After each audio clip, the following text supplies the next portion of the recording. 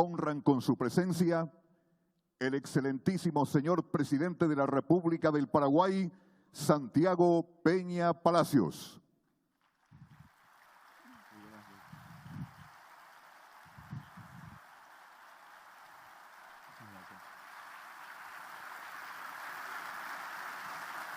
Muchas gracias.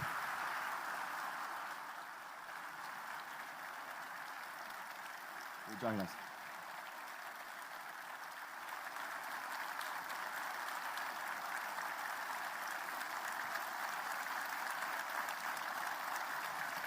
Muchas gracias. Muy buenos días, señoras y señores. Es un placer para mí comenzar este primer día de gobierno compartiendo con la comunidad empresarial. En realidad comencé con los niños hoy ya muy temprano. Hoy estamos celebrando el Día del Niño en Paraguay. Me fui a leer un cuento a una escuela. Estuvimos hablando con chicos del tercer grado, la importancia de la educación, que también va a ser un tema que vamos a hablar en esta mañana. Si me permiten, yo voy a hacer una breve introducción y luego ya pasarle la palabra a Carlos Fernández, ministro de Hacienda, por unos días más y próximamente ministro de Economía y Finanzas, con una presentación un poco más amplia de cuál es el camino que queremos proyectar hacia adelante, de dónde venimos, dónde estamos y dónde creemos que el Paraguay puede estar en los próximos años. Me siento tremendamente orgulloso y con una enorme responsabilidad de llevar adelante este trabajo, un equipo humano de hombres y mujeres, y donde creemos que lo más importante es poder transmitir la confianza, la credibilidad, para que el sector privado pueda ser ese motor de desarrollo que este país necesita. Muchos de ustedes me habrán escuchado hablar de ese Paraguay gigante que ya fuimos, el Paraguay que reivindicó su independencia en 1811, antes que nuestros vecinos, una independencia que no vino de la mano de los grandes libertadores de la región. Acá no llegó José de San Martín ni Simón Bolívar, fueron paraguayos, jóvenes hombres y mujeres que decidieron que el Paraguay en 1811 estaba determinado a ser una nación libre y soberana. Ese primer presidente, José Gaspar Rodríguez de Francia, desarrolló una base productiva, empezó a generar las bases de un desarrollo productivo que cuando llegó Carlos Antonio López, el primer presidente constitucional de la República del Paraguay, llevó al Paraguay a un lugar de grandeza. El Paraguay ya fue una nación grande, el Paraguay ya fue una potencia. Y no había mucho secreto, ¿verdad? Nosotros creemos que el símbolo de ese desarrollo y esa fortaleza fue el hecho de que Paraguay fue el primer país en Sudamérica que tuvo un tren a vapor apenas 10 años después que el Reino Unido estaba inaugurando su primer tren. Paraguay era la primera nación, tenía industrias de acero, tenía realmente un desarrollo productivo que era la envidia en América Latina. Pero en realidad la base de ese desarrollo fue la educación. La base de ese trabajo de permitir que el Paraguay se pueda desarrollar fue la educación. La educación que Paraguay había desarrollado ya en los años de José Gaspar Rodríguez de Francia se consolidó con la llegada de Carlos Antonio López. Carlos Antonio López envió a paraguayos a formarse al exterior y trajo ingenieros, técnicos para formar también a los paraguayos. El Paraguay fue el país que erradicó el analfabetismo, el primer país que erradicó el analfabetismo en América Latina. Estaba claramente a la vanguardia. Lastimosamente ese tren que era el desarrollo se desvió. Y se desvió por una tragedia que aún hoy, 153 años después, los paraguayos no terminamos de comprender. Muchos hemos estudiado, a mí me apasiona la historia del Paraguay. Y muchos hemos también tratado de entender las consecuencias en el desarrollo económico, político y social de lo que significó esa tragedia, esa guerra fratricida que nos enfrentó con Argentina, Brasil y con Uruguay. Algunos alegan que el mayor impacto fue la pérdida del 60% de nuestro territorio. Hoy probablemente las tierras más productivas del Brasil eran del Paraguay. Hay otros que dicen que la geografía era importante, pero no era determinante en el desarrollo de una nación. Y dicen que el mayor impacto fue la pérdida de vidas humanas. Perdimos 90% de la población masculina. Y recuerden, en 1860 no había universidades, no había bibliotecas que abundaban, eran muy escasas. Entonces el capital humano, el conocimiento, se trasladaba de persona a persona, de generación en generación. Entonces, con un quiebre tan abrupto en la transición y en la transmisión de información, esto tuvo un impacto tremendo en el desarrollo del Paraguay.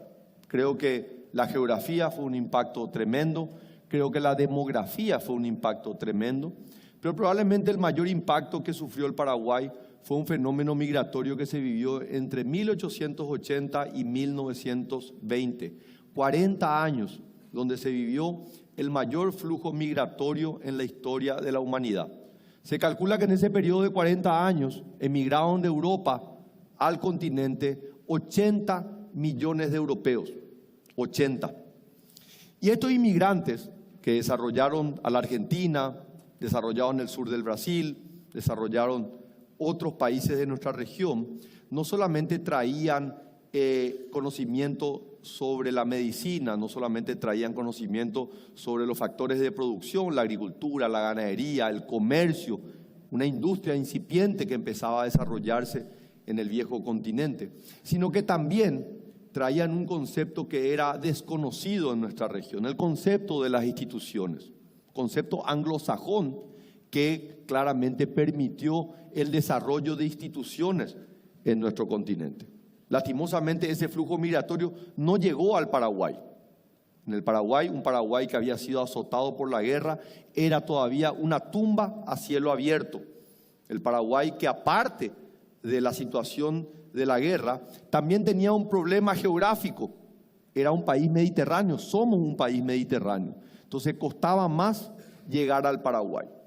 Y ese fenómeno hizo que el Paraguay pierda el tren del desarrollo, no solamente de la nación que ya había sido la más desarrollada, sino una región del mundo que estaba recibiendo una combinación de conocimiento en diferentes factores de producción y en las instituciones, pero se encontraba con un continente rico en recursos naturales. Esa tragedia, de alguna manera, ha marcado la historia económica y política del Paraguay a lo largo de los últimos 153 años. ¿Y por qué es esto importante entender? Porque en los últimos años Paraguay ha hecho avances, Paraguay ha hecho progresos. Pero si nosotros miramos solamente la foto, nosotros tendemos a defraudarnos, tenemos un sentimiento de frustración. Decimos, ¿cómo es posible que este país tan rico no sea nuevamente una potencia? Y ahí es donde nosotros tenemos que mirar en un contexto un poco más amplio. Y ese contexto más amplio no puede ser solamente los últimos 30 años, no puede ser solamente los últimos 70 años, tiene que ser una historia de evolución de un periodo un poco más amplio. ¿Qué es lo que las naciones miran? ¿Verdad? Cuando uno le pregunta a estudiosos o académicos asiáticos, principalmente chinos, le dice, bueno, ¿será que podemos evaluar la Revolución Francesa si realmente fue exitosa? Y dice, la verdad, que todavía ha pasado muy poco tiempo para entender si realmente ese fenómeno fue exitoso o no. Claro, en una cultura de 5.000 años, donde en los últimos 4.800 años han sido la potencia más importante, claramente nuestro periodo de 150 años es muy, pero muy pequeño. La pregunta es, ¿nos estamos levantando como nación? Y la respuesta es sí, nos estamos levantando como nación. Paraguay ha progresado muchísimo en los últimos 34 años. Paraguay ha avanzado muchísimo en los últimos 70 años. Paraguay ha avanzado muchísimo en el último siglo. Entonces tenemos que saber que hoy estamos en una situación donde podemos acelerar ese proceso de recuperación. Y la historia de la evolución nos muestra eso, que a lo largo de la historia han habido casos en donde una tendencia de crecimiento, un crecimiento gradual, un progreso y un avance gradual puede tener un quiebre. Puede tener un quiebre para arriba, un gran salto, o puede tener un quiebre para abajo, porque también es un riesgo. Y Paraguay constantemente en ese proceso de mejorar se disputa la posibilidad de dar el gran salto hacia adelante o caerse al precipicio. Por eso es importante cuidar los avances que ha tenido el Paraguay. Creo que hoy estamos ante una oportunidad única y claramente me toca a mí como presidente que asumo el día de ayer mirar con un tremendo optimismo, pero esto lo digo y quienes me han podido escuchar inclusive en este escenario a lo largo de mi vida profesional como director del Banco Central o como ministro de Hacienda, que el Paraguay viene transitando este proceso de recuperación y que estamos en puertas de dar uno de los mayores saltos en el progreso de esta nación. Si damos ese salto, no habremos de resolver todos nuestros problemas, pero estaremos debatiendo sobre otro tipo de problemas, ya no la falta de oportunidades de empleo, ya no la falta de oportunidades de educación, ya no la falta de capacidades que tiene el Estado para erradicar algo tan básico como es la pobreza. Creo que esta oportunidad está construida sobre cimientos, sobre bases que hemos construido los paraguayos. Los paraguayos, la sociedad paraguaya ha construido esto. Esto no es mérito de un gobierno, no es mérito de una administración, de un ministro o de un presidente de Banco Central. La estabilidad que hemos consolidado es una victoria de la sociedad. Este año vamos a celebrar los paraguayos 80 años de nuestra moneda nacional, el guaraní, que no es un mérito pequeño, es una enorme oportunidad para proyectar un país estable. Hemos cuidado a nuestra moneda, hemos cuidado las finanzas públicas del Paraguay y ese es un activo tremendo porque nuestros cimientos están sobre una roca. Ahora, sobre esos cimientos tenemos que construir las paredes para el desarrollo, para que realmente los paraguayos puedan sentir el progreso y el bienestar en cada uno de los sectores económicos. Partimos de un problema de bonanza. O sea, el Paraguay tiene un problema de bonanza. Somos demasiado ricos en aquello que el mundo necesita. Tenemos un capital enorme, que es una población joven que está deseosa de aprender. Tenemos tierra fértil. Estamos rodeados de unos ríos maravillosos que no solamente nos permiten movilizar nuestro comercio, el 80% del comercio entra y sale del Paraguay a través de las hidrovías, sino que también esos ríos caudalosos nos permiten ser una potencia mundial en generación de energía limpia y renovable. Podemos revisar cada uno de los sectores dentro de la agricultura y la ganadería, donde podemos todavía profundizar más nuestro desarrollo, pero también podemos mirar fuera de la agricultura y la ganadería en áreas donde Paraguay claramente tiene un potencial de desarrollo que es único en el mundo. Creo que la cercanía que tenemos con la octava economía más grande del mundo, Brasil, nuestro mayor socio comercial, y un país que ha entendido que el progreso de Paraguay no va en contra del progreso de Brasil. He tenido la oportunidad, antes de asumir, en reunirme en 3 oportunidades con el presidente Lula da Silva. Una persona que ha demostrado en sus 2 presidencias anteriores que puede trabajar y que entiende que Paraguay puede desarrollarse junto con el Brasil. Pero él me ha dicho: Santiago, en este tercer mandato, mi determinación es todavía mayor de trabajar por un Paraguay mucho más desarrollado. Y esta es una oportunidad que tenemos aquí en el Paraguay. Lo mismo nos ocurre con nuestros otros socios del Mercosur, con Uruguay, con quien compartimos un tamaño similar, y lo mismo también con la Argentina, que tiene sus desafíos económicos y políticos, pero que entendemos que la integración es una respuesta para grandes desafíos que tenemos. Entonces creo que estos factores, combinados con algo que por mucho tiempo creíamos que era un impedimento para nuestro desarrollo, hoy sabemos que nuestra ubicación geoestratégica es clave. No solamente como un posible hub aéreo para el Cono Sur, estando prácticamente a la misma distancia con todas las capitales de Sudamérica, sino que hoy eso se combina con un corredor bioceánico que pone a Paraguay en el centro de la logística continental. No hay lugar más cercano para pasar del Atlántico al Pacífico. Y no solamente en nuestra logística terrestre, sino que también estamos convencidos de que la hidrovía Paraguay-Paraná se puede convertir en el mayor polo de desarrollo en todo el continente. Para que se den una idea, nuestra hidrovía de un poco más de 3.000 kilómetros, es el doble que el tamaño que tiene la hidrovía del Mississippi. El Mississippi moviliza 500 millones de toneladas cada año. La hidrovía Paraguay-Paraná apenas menos del 10%.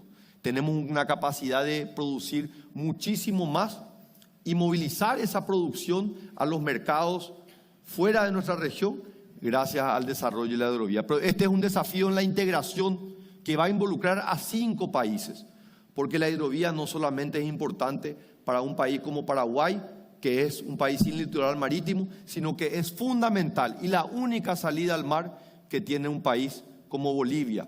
Y lo mismo le ocurre a los departamentos, los estados, que hoy tienen el mayor caudal productivo en el Brasil, como lo son Mato Grosso y Mato Grosso do Sul, que son más mediterráneos que Paraguay, que están más lejos de los puertos de ultramar y que el desarrollo de la hidrovía puede significar un desarrollo tremendo para esos estados.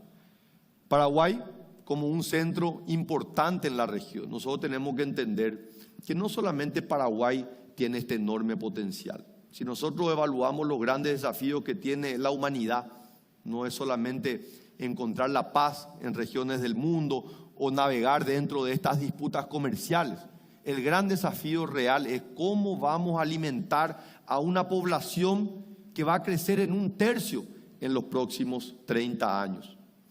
¿Cómo vamos a hacer para satisfacer una demanda alimenticia que no solamente tiene que alimentar a más personas, sino que la demanda de alimentos de la población que hoy ya está incrementándose? Se calcula que la demanda va a duplicarse en los próximos 30 años. No existe una región del mundo fuera de Sudamérica que sea capaz de producir alimentos para su población y alimentar a otras poblaciones del mundo. No solamente tenemos la posibilidad de asegurar la alimentación de nuestros pueblos, sino que tenemos la capacidad de ser la única región del mundo que va a poder alimentar a otras regiones del mundo. Eso nos ubica en una posición estratégica envidiable. Y si pensamos en el mundo que hoy está mirando las energías renovables y sostenibles, y somos nuevamente nosotros, esta región del mundo, la única que tiene la capacidad de tener una sostenibilidad en su matriz energética. Creo que tenemos que convencernos nosotros mismos, los paraguayos. Yo sé que esta mañana hay muchos empresarios paraguayos y hay muchos que han venido de afuera del Paraguay, pero si nosotros los paraguayos no nos convencemos que el Paraguay tiene un destino de grandeza, nosotros no vamos a poder convencer a otros. Quiero decirle que yo estoy convencido de lo más profundo de mi ser, y esto no es simplemente una cuestión romántica, tiene un sólido fundamento económico, político, social, que puede permitir que el Paraguay sea una nación grande como ya lo fue. Muchísimas gracias y ahora le dejo con Carlos Fernández.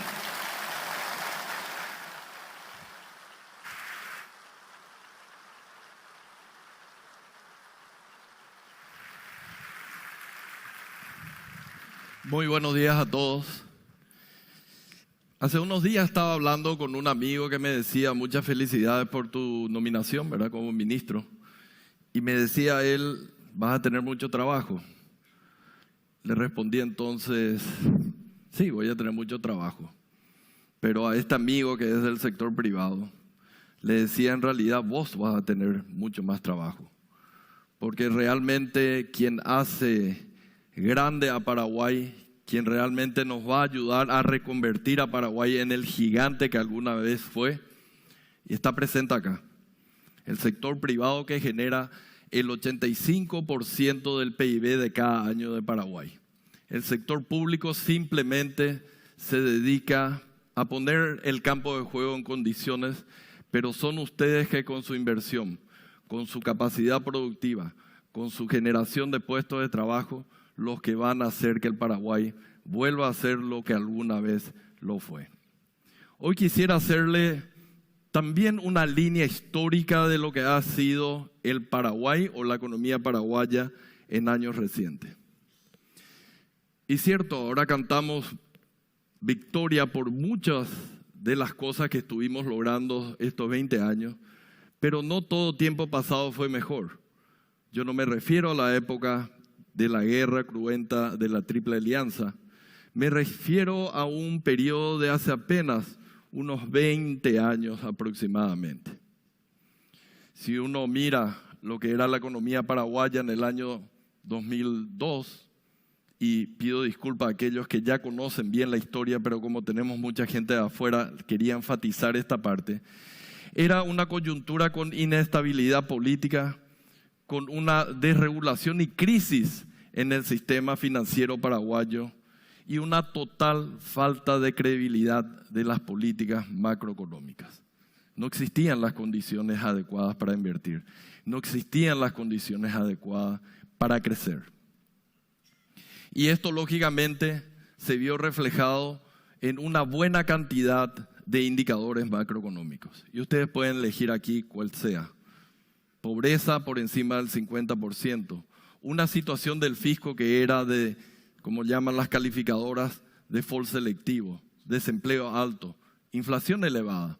O como yo siempre resalto, les doy un número para que entiendan lo que era ese Paraguay que no estaba estabilizado. Dólar a 8.000. Ese era el Paraguay de inicios del siglo XXI. Y lógicamente, si uno miraba los medios de prensa, no era el Tigre sudamericano, no era Paraguay un país de oportunidades, etc. Estos eran los titulares cuando eso, referente a la muy mala situación macroeconómica del Paraguay en ese entonces. Pero ahí tuvimos una virtud y dijimos, nos pusimos de acuerdo y entre todos, y aquí hay que incluir a la clase política a quien muchas veces criticamos, nos pusimos de acuerdo que no podíamos seguir de esa manera porque no estábamos realmente sirviendo a todo el pueblo paraguayo. Y empezamos a realizar una serie de reformas, las más básicas que tiene que tener un país, ya sea en el aspecto fiscal, en el aspecto monetario, y empezamos a marchar hacia adelante. Cuando empezamos a estabilizar lo que yo siempre llamo esa mesa que tiene 4 patas y esas 4 patas las empezamos a ajustar. La política fiscal, la monetaria, la cambiaria y por supuesto la del sector financiero. Fue fundamental ese proceso de reforma 20 años atrás y gracias a eso sí podemos ahora decir Paraguay sí es un país que tiene una historia de resiliencia en América Latina. Es bueno conocer el pasado, de tal manera a no volver a repetir los errores que cometimos en ese pasado tan reciente. Y un poco más adelante tenemos el Paraguay del éxito, el Paraguay que se destaca, el Paraguay como decía un diario argentino, el Tigre sudamericano. Era una historia de resiliencia. Y esto estoy hablando antes de la pandemia, después veremos más adelante lo que fue después de la pandemia, pero Paraguay se empieza a destacar y ustedes pueden ver cualquiera de los números macroeconómicos referentes y tenemos de referencia usual y tenemos que Paraguay se destacaba con un crecimiento mayor al que tenía el promedio de América Latina, con una inflación menor al que tenía el promedio de América Latina, con una situación fiscal que era la envidia de muchísimos países de América Latina. Lógicamente, todos sabemos qué pasó recientemente. No hubo uno, no hubo dos, hubieron una cantidad de choques que no permitieron o que descarrilaron esta locomotora en la cual nos íbamos. Y vino el COVID, vino una crisis energética, vino la guerra recientemente entre Ucrania y Rusia. Y en el caso particular de Paraguay, vinieron también 2 sequías que fueron casi consecutivas. Y no hay lógicamente ante tantos choques una economía que puede resistir absolutamente a todos estos choques. Y eso se vio en los números macroeconómicos que tenemos. Un menor crecimiento económico, una mayor inflación, un déficit fiscal que se acrecentó llegando a más del 6% del Producto Interno Bruto y una volatilidad mayor del tipo de cambio. Pero si bien esto parecería ser de que fue algo malo, todo lo que Paraguay había construido anteriormente permitió que la cosa no sea peor. Permitió que la cosa estuviera controlada, y me refiero a la cosa macroeconómica. Y eso permitió también de que Paraguay empiece a recuperarse rápidamente. En este año y el próximo año existen las mejores perspectivas para que Paraguay vuelva a ser aquel que era antes de la pandemia, a volver a aquellos números de la prepandemia que hicieron que Paraguay sea realmente la envidia a nivel regional. Y acá pongo simplemente dos cuestiones que son fundamentales de acá para adelante, que creo que van a ser importantes para el desarrollo de lo que va a ser este periodo del gobierno. Un crecimiento que va a volver a lo que es su tendencia, cercana al 4%, y el compromiso firme de tener nuevamente una estabilidad de tal manera a no carcomer el bolsillo de los trabajadores, ni tampoco las inversiones que tienen los empresarios acá en Paraguay. Tuvimos una gran virtud. Pudimos usar aquel espacio fiscal y monetario que habíamos construido durante mucho tiempo y lo usamos fuertemente durante la pandemia. Pero es fácil usar cuando hablamos de emitir más, tener más déficit, usar las reservas, etcétera, pedir prestado, etcétera, etcétera. Pero yo creo que la mayor virtud y en la cual tenemos que destacarnos de acá para adelante es empezar a corregir muchos de los desequilibrios macroeconómicos que tuvimos en los años recientes debido al fenómeno de la pandemia, de la sequía, de la guerra entre Rusia y Ucrania. Y lógicamente ustedes pueden no creerme todo lo que les estoy diciendo, pero creo que pueden mirar qué dicen de nosotros las calificadoras de riesgo. Y más que eso, ¿qué dicen de nosotros los mercados? Porque las calificadoras de riesgo dentro de todo es una cuestión analítica desde un escritorio. Pero ¿a quién más creerle sino a aquellos que ponen su dinero en instrumentos o bonos paraguayos emitidos en el exterior? Y ustedes pueden ver ahí cómo básicamente el Paraguay ha sido capaz en todo este tiempo de colocar bonos a tasas de interés mucho más parecidos a los de Chile, a los de Uruguay, a los de Perú, que son básicamente países que tienen una mejor calificación de riesgo que la que tenemos nosotros. No debemos descuidar esto y lógicamente debemos seguir haciendo nuestra tarea para seguir mejorando lo que es la calificación país de acá para adelante. Y una cuestión, porque lógicamente hay una crítica que siempre se dice, la macro que no llega a la micro. Pero simplemente podemos hablar mucho tiempo de eso, porque lo que importa de las políticas públicas finalmente es la gente. Que la gente se sienta mejor.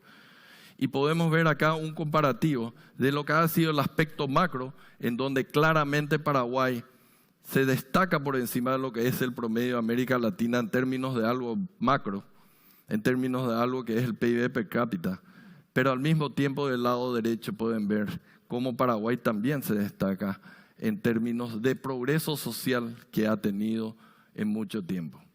En estos 20 años que estuvimos trabajando bien, hemos sido capaces de reducir la pobreza a la mitad de lo que era en ese periodo donde teníamos inestabilidad macroeconómica. Y hemos sido capaces también de reducir la desigualdad que rige acá en el Paraguay. Falta mucho, pero tampoco no es ningún mérito no reconocer todo lo bien que hicimos anteriormente. Hablemos del futuro. ¿Dónde queremos llegar? ¿A qué apunta el nuevo gobierno? Dada esta coyuntura que tenemos ahora, una coyuntura que si uno mira los números que tienen los diferentes organismos internacionales, hablan de un crecimiento moderado o mediocre, tanto para este año como para el año que viene. No voy a entrar en las causales de eso, no solamente la continuidad de la guerra en Ucrania, sino lo que están haciendo los bancos centrales. Pero digamos, el aspecto externo no va a ser el mejor que podríamos tener. Vamos a tener un crecimiento apenas moderado, principalmente en las locomotoras del mundo.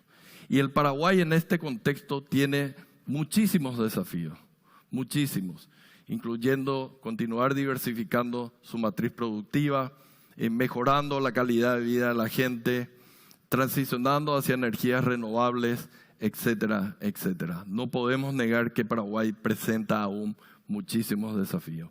Pero ¿cómo enfrentarlos? ¿Qué hacer de acá para adelante? En primer lugar, si uno mira qué ha pasado con el crecimiento económico del Paraguay, y la verdad que en los últimos 5 años ha sido más que decepcionante. No voy a entrar a hacer muchas consideraciones en los motivos, pero básicamente si uno mira los números, la base que permite mejorar la calidad de vida de la gente no estuvo ahí. Ese motor de crecimiento económico no estuvo ahí. Entonces, lo principal va a ser volver a recuperar este crecimiento económico que teníamos en la prepandemia, porque eso tarde o temprano se va a reflejar en un mejoramiento en la calidad de vida de la gente. ¿Y cómo hacerlo? No podemos olvidarnos de la base de nuestro éxito. Las políticas macroeconómicas tienen que volver también a los niveles o a la situación de la prepandemia. Para eso necesitamos volver a arreglar las 4 patas de esa mesa que fueron la base de esa mesa sobre la cual empezamos a construir nuestra casa o nuestra economía. Compromiso entonces con la recuperación de la estabilidad macroeconómica como la teníamos en la prepandemia es lo primero que tenemos que hacer para tener un Paraguay distinto. Un compromiso, y esto quise poner acá porque, cierto, los paraguayos que estamos, conocemos la historia del guaraní, conocemos la historia de este Banco Central donde estamos dando esta charla, pero tal vez los extranjeros no conozcan. Paraguay, que celebra los 80 años con la misma moneda este 5 de octubre. No mucha gente lo puede. Ustedes pueden ver cuántos ceros ha quitado la Argentina, cuántos ceros ha quitado el Perú, cuántos ceros ha quitado el Brasil.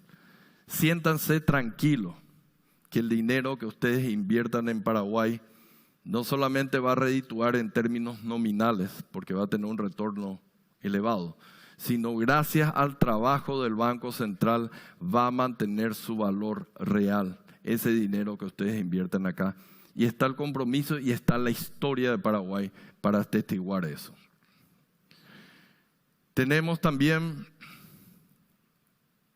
un compromiso que va a ser fundamental para tener niveles de 4 o más % de acá para adelante. El Paraguay ha sido muy exitoso en términos de mantener un equilibrio macro cuando miramos los números fiscales, monetarios, de tipo de cambio, de reservas, de deuda.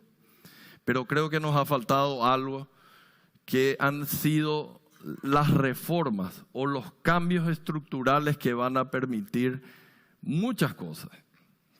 Nos hemos quedado un poco dormidos. De hecho, siempre he resaltado de que en los últimos 5 años de la buena cantidad de reformas estructurales que debemos hacer, solamente hicimos una, que fue básicamente la cuestión de una ley de readecuación fiscal. Pero tenemos otras que vamos a necesitar de acá para adelante para garantizar de que el dinamismo de la economía paraguaya se mantengan hacia adelante. Y estas reformas no están enfocadas a un solo objetivo. Estas reformas están enfocadas en numerosas metas que queremos cumplir. Una de ellas, y ya hemos pasado una ley, que fue la creación de la Dirección Nacional de Ingresos Tributarios, nos va a permitir recaudar más. Pero no recaudar más con el facilismo que tienen muchos países en la región de decir, vamos a poner nuevos impuestos, vamos a subir las tasas de los impuestos que ya existen. El compromiso, señores inversionistas, en Paraguay no van a subir los impuestos de acá para adelante.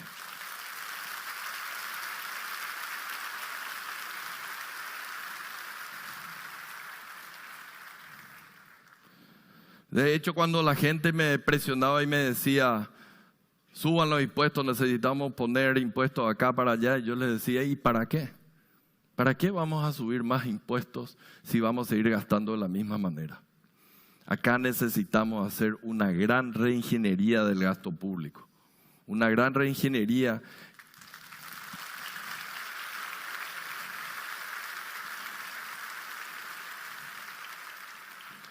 Una gran reingeniería que va a evitar de que sigamos gastando 80 centavos por cada dólar que tenemos en salario. Una reingeniería del gasto público que evite que 200 millones de dólares se esté yendo año a año a la caja fiscal. no podemos siquiera pensar, y a mí personalmente, creo que al presidente también no le da la cara para decirle, páguenos más impuestos, si seguimos desperdiciando los recursos que tiene el Estado de esta manera. Necesitamos esos recursos, gastar mejor, para que con la misma base tributaria podamos cumplir muchas de las promesas que tenemos.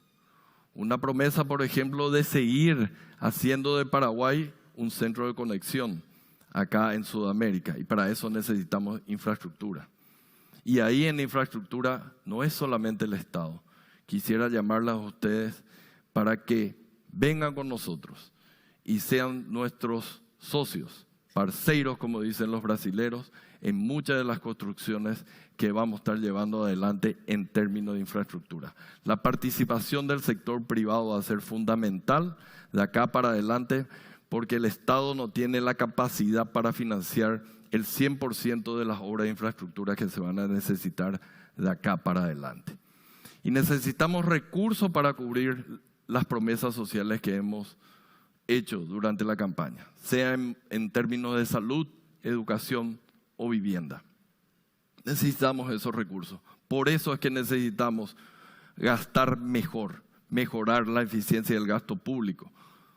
Que esta que se llama eficiencia del gasto público no sea simplemente tinta que quedó en un reporte del Banco Interamericano de Desarrollo que salió en el año 2019. Nosotros necesitamos poner esa reforma para mejorar el gasto público ya en práctica. Y lógicamente, todo esto que vamos a hacer va a ser simplemente para lo que le dije anteriormente, para que ustedes trabajen más, pero trabajen más y mejor. Ustedes son los que generan el empleo en este país. Ustedes son los que invierten en este país. Y necesitamos contar con ustedes, con la actividad de ustedes, para la creación de miles de puestos de trabajo, de tal manera a darle realmente un mejor estilo de vida, una mejor calidad de vida para todos los paraguayos. Por último, quisiera hablarles de algunas áreas de oportunidades que están acá en el Paraguay y que tal vez no conozcan. Como dijo el presidente, este país posee un capital extraordinario.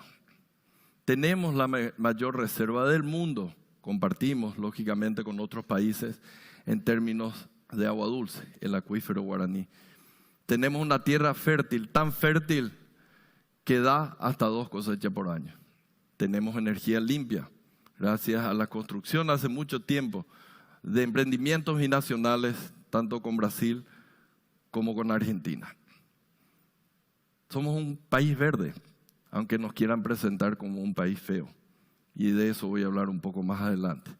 Y finalmente, clave para que ustedes tomen la decisión. Somos un país en donde se desconocen básicamente catástrofes naturales, y eso lo pone en una situación de privilegio para algunas inversiones que podrían realizarse acá en el Paraguay. Paraguay pequeño, cierto, pero con una capacidad productiva increíble. Y realmente es un líder en la lucha mundial contra la inseguridad alimentaria.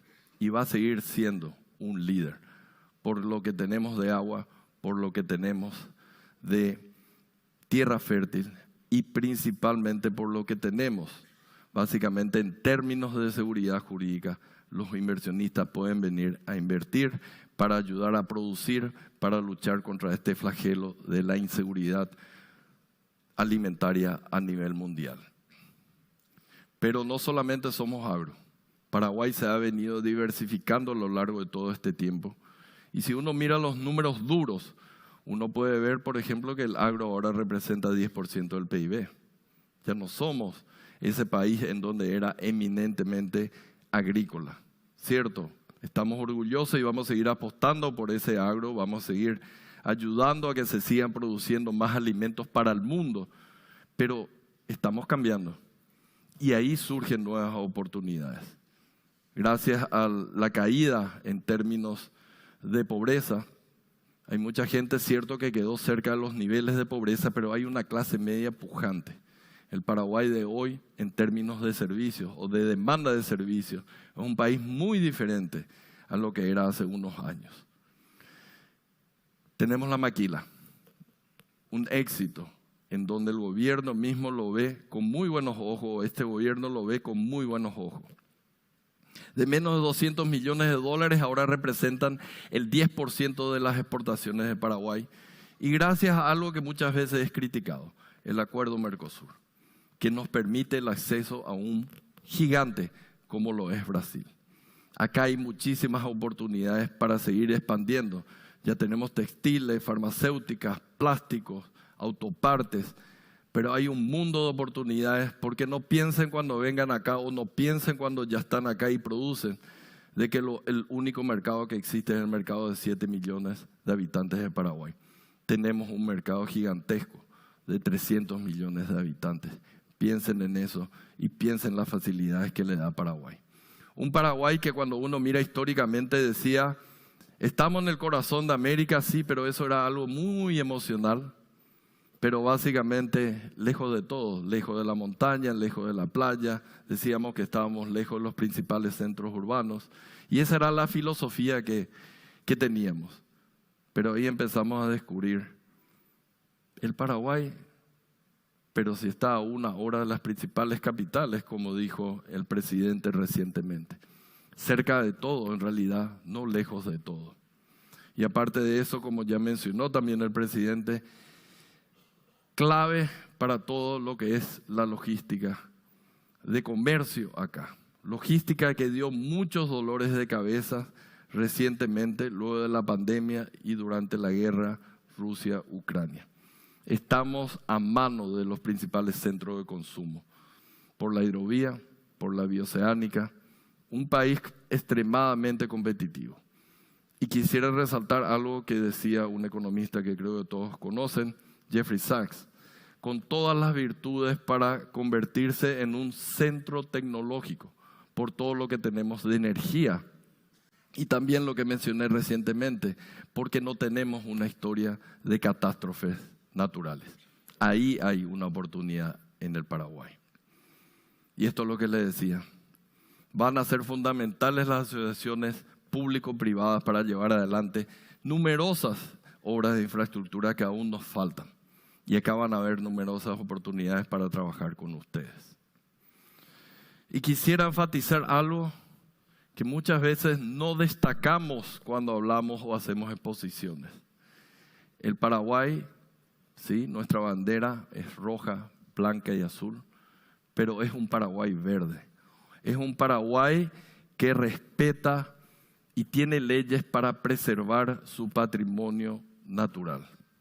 Y tenemos numerosas leyes que no les quiero cansar, pero simplemente para decirles, 40% de nuestro territorio todavía cubierto con reservas naturales, bosques naturales, perdón.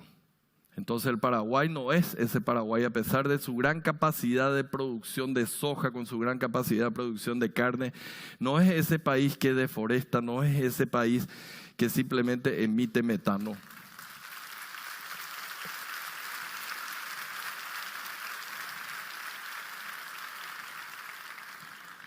El Paraguay, señoras y señores, es un país verde y está el compromiso para que desde el gobierno y con la ayuda del sector privado mostremos las virtudes de todo lo que realmente hace nuestro país para ayudarle a compensar lo que otros países del mundo realmente están haciendo en términos de daño climático.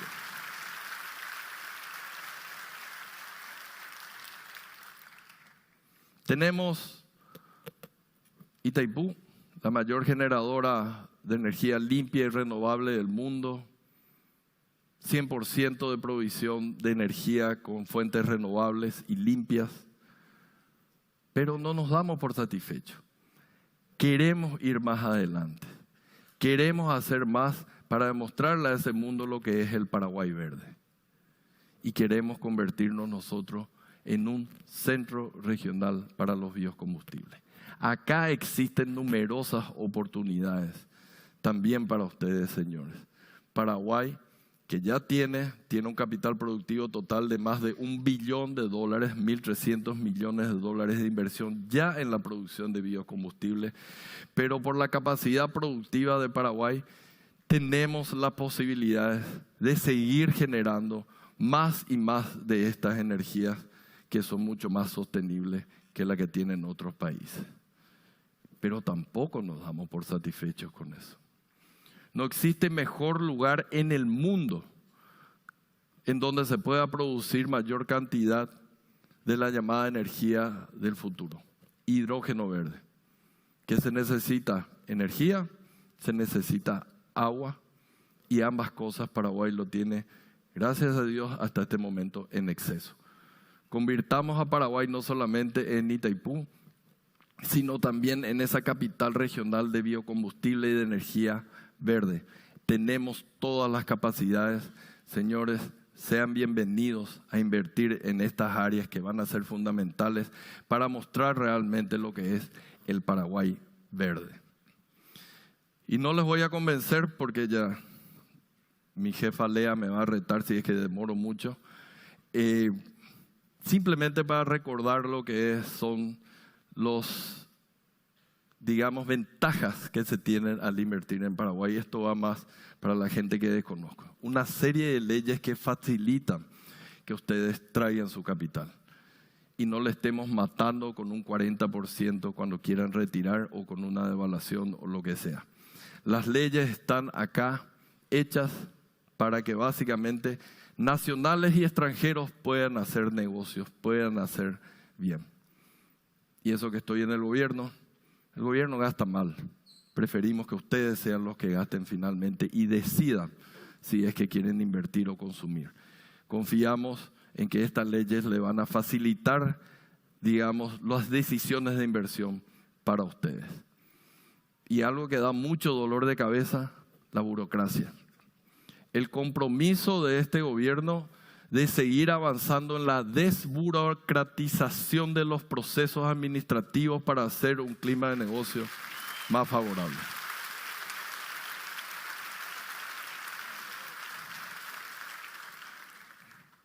Una burocracia que muchas veces es sinónimo de corrupción, porque para que corra tu papel, básicamente lo que se hace es tenés que dejar un vuelto. Eso tenemos que evitar. Y desburocratización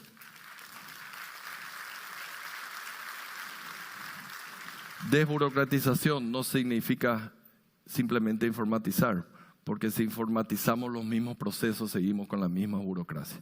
Vamos a simplificar todos los trámites para que sea mucho más fácil a todo el sector privado tomar las decisiones e implementar las decisiones que ustedes lo hagan.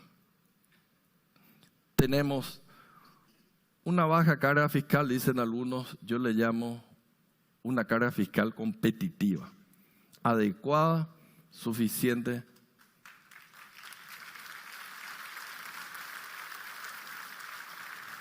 Porque la idea no es quitarle a ustedes del bolsillo, sino que quede esa plata en el bolsillo y ustedes finalmente decidan invertir y decidan crear esos puestos de trabajo, que es lo realmente importante. Por si no sabían, nuestro acuerdo no es solamente con Mercosur. Tuvimos a lo largo del tiempo muchos acuerdos que permiten acceso a varios mercados. Tenemos la asociación con la Unión Europea, no la que estamos discutiendo ahora, pero otro tipo de asociación. Tenemos con el EFTA, que son varios países europeos, y a través de un sistema generalizado de preferencia tenemos acceso preferencial a muchos mercados. Creo que muchas veces es por desconocimiento que no estamos explotando todas estas ventajas que tenemos. También el compromiso del gobierno para fomentar mucho más el conocimiento hacia el sector privado de estas ventajas de tratados arancelarios que tenemos con muchos países del mundo, de tal manera que ustedes pueden explotar mejor. Por último, todo lo que diga no vale, pero sí podría valer lo que dice alguien totalmente fuera del gobierno, de diferentes gobiernos que han pasado acá en Paraguay, como la Fundación Getulio Vargas. claramente y sostenidamente, porque esto es algo que viene, yo me acuerdo de la época en que estaba en el Banco Central, cuando empezamos a tomar conocimiento de este índice. Paraguay se posiciona entre los mejores países de la región para hacer negocios. Todo lo que les he dado, digamos, hoy, básicamente significa el compromiso del gobierno de dejarlos a ustedes el campo en condiciones adecuadas para que empiecen ustedes a realizar el juego que se necesita, a jugar fútbol. No nos toca a nosotros hacer crecer la economía. Son ustedes que con su trabajo van a hacer crecer esta economía y van a hacer volver al Paraguay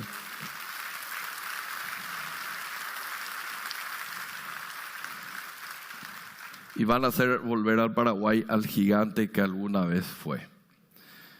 Señoras y señores, para aquellos que están ya acá en Paraguay, sigan apostando.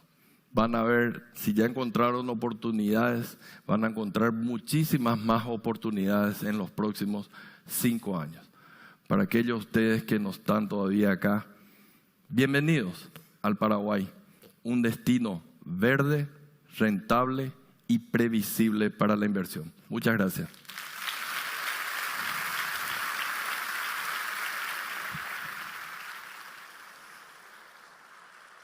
Fueron las palabras de Su Excelencia Carlos Fernández Valdovinos, ministro de Hacienda.